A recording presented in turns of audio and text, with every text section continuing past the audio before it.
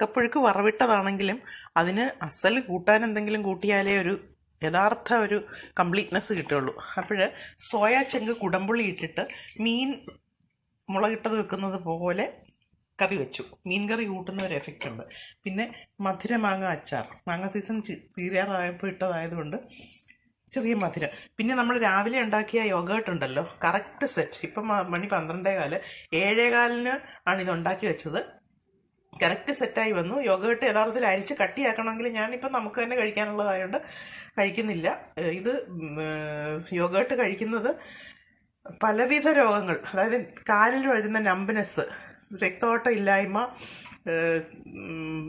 B12 കുറവ് കൊണ്ടാണ് ഉണ്ടാകുന്നത്. വൈറ്റമിൻ ഡി, എല്ലുകളുടെ ബലക്കുറവ് വൈറ്റമിൻ ഡിയുടെ കുറവ് കൊണ്ടുണ്ടാകുന്നുണ്ട്. ധമനികളിൽ കാൽസ്യം അടിഞ്ഞുകൂടുന്നത് വൈറ്റമിൻ K2 കുറവ് കൊണ്ടുണ്ടാകുന്നുണ്ട്. അപ്പം ഇതിനെയൊക്കെ പരിഹരിക്കാൻ യോഗേർട്ട് നല്ലതാണ്.